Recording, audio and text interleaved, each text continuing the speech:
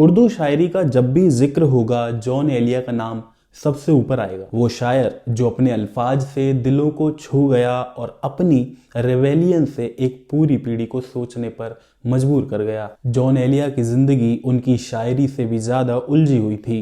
मोहब्बत, दर्द और बगावत से भरी हुई ये कहानी सिर्फ उनकी नहीं बल्कि हर उस इंसान की है जो सोसाइटी के बनाए गए दायरों को तोड़ने की हिम्मत रखता है।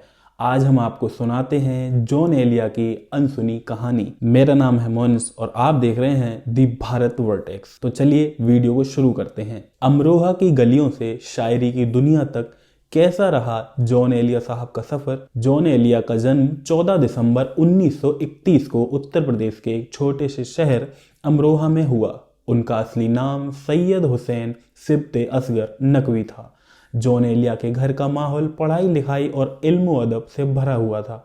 उनके वालिद शफीक हसन एलिया एक इंटेलेक्चुअल और लेखक थे जिन्होंने जॉन एलिया को किताबों और इल्म की दुनिया से जोड़ा। जॉन एलिया बचपन से ही बाकी बच्चों से अलग थे। जहां दूसरे बच्चे खेल कूद में लगे रहते वहीं जॉन किताबों में डूबे रहते। 8 साल की उम्र में उन्होंने अपनी पहली नज्म लिखी। इस उम्र में जहां ज्यादातर बच्चे अल्फाबेट सीख रहे होते हैं, जॉन फलसफा और तर्कशास्त्र पर बहस किया करते थे। जॉन अपनी पहली नज्म में लिखते हैं, ये मुझे क्या हो गया है यारो, अपने बस में ही नहीं हूं यारो। उनकी ये शुरुआत ही बताती है कि वो सिर्फ एक शायर नहीं बल्कि एक थिंकर भी थे। अब बात करते हैं पार्टीशन और जॉन का दर्द। 1947 का पार्टीशन ना सिर्फ हिंदुस्तान और पाकिस्तान को बांट गया बल्कि लाखों जिंदगियों को बदल कर रख दिया। जॉन एलिया का परिवार भी इस बंटवारे का हिस्सा बना और पाकिस्तान चला गया, लेकिन जॉन के दिल का एक हिस्सा हमेशा अमरोहा में ही रह गया।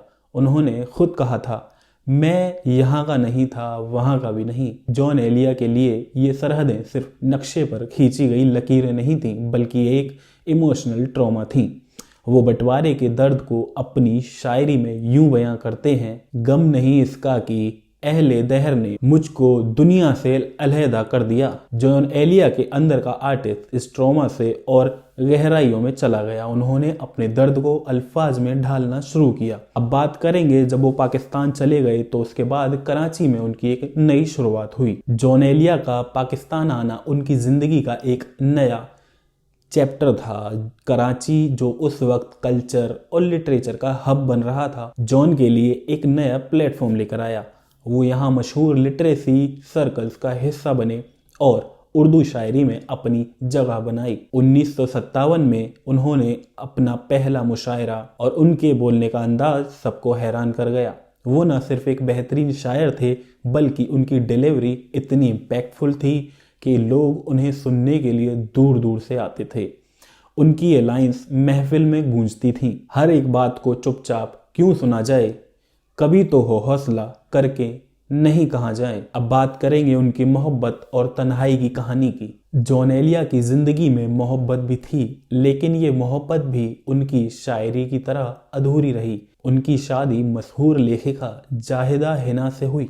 दोनों का रिश्ता शुरू में प्यार और इज्जत से भरा था, लेकिन वक्त के साथ साथ ये रिश्ता भी टूटने लगा। जॉन की मोहब्बत उनकी तन्हाई में बदल गई। उन्होंने इस दर्द को अपनी शायरी में यूं बयां किया, मुझे खबर है मेरा गम है क्या गजब, लेकिन तुम्हारी रूह का आलम मैं जानता हूं मगर। जाहिदा हिना से तलाक के बाद जॉन अंदर से टूट गए। वो शराब और तन्हाई में डूबते चले गए, लेकिन यही दर्द उनकी शायरी की सबसे बड़ी ताकत बन गया। जॉन एलिया की शायरी मोहब्बत, दर्द का संगम थी। वो कन्वेंशनल्स और सोसाइटल नॉर्म्स को हमेशा चैलेंज करते थे।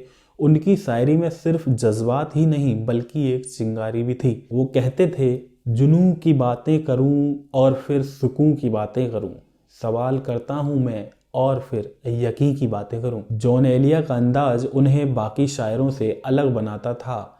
उनकी डिलीवरी बोल्ड और अनअपोलोजिस्टिक थी। उन्होंने उर्दू शायरी को एक नई दिशा दी जिसे आज भी लोग याद करते हैं। उनकी पहली किताब शायद 1990 में पब्लिश हुई, जिसने उन्हें उर्दू लिटरेचर का आइकन बना दिया। और अब बात करेंगे जॉन के कुछ आखिरी दिन और लेगेसी। जॉन एलिया की जिंदगी के आखिरी साल बहुत मुश्किलों से भरे थे। उनकी सेहत खराब हो चुकी थी और वो अल्कोहल की वजह से काफी कमजोर भी हो गए थे।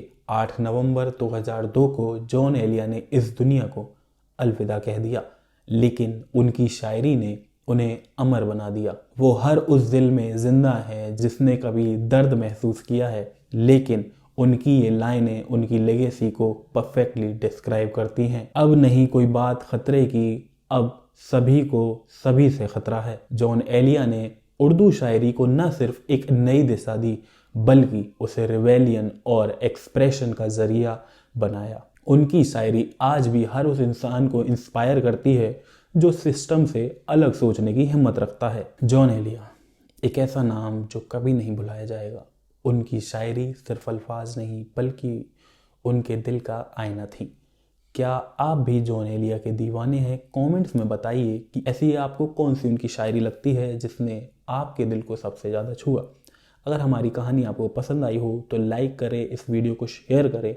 जो भी आपको लगता है कि ये मैं अपने शायर दोस्त के साथ शेयर कर सकता हूँ, क्योंकि हमारी एक दोस्तों की महफिल में एक कोई ना कोई ऐसा दोस्त हमारा होता ही है जो या तो रैपर हो या एक शायर हो, और ऐसा हो ही नहीं सकता अगर वो शायर है तो उसने जॉन एलिया साहब का नाम न सुना हो। तो मैं अलविदा लेता हूँ इसी के साथ। अगर आपको वीडियो अच्छी लगी हो तो लाइक करें, सब्सक्राइब करें और इस वीडियो को ज़रूर शेयर करें। धन्यवाद। अब तो जिस दौर भी गुजर जाए कोई इसरार जिंदगी से नहीं। अब तो जिस दौर भी गुजर जाए कोई इसरार जिंदगी से नहीं। उसके गम में किया सभी को माफ, कोई शिकवा भी अब किसी से क्या कहते हैं। उसके गम में किया सभी को माफ, कोई शिकवा भी अब। तुम जब आओगी तो खोया हुआ पाओगी मुझे। नन को उन्होंने रम्ज, तुम जब आओगी तो खोया हुआ पाओगी मुझे।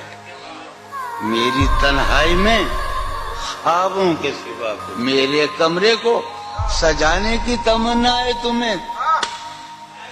मेरे कमरे को सजाने की तमन्ना है तुम्हें।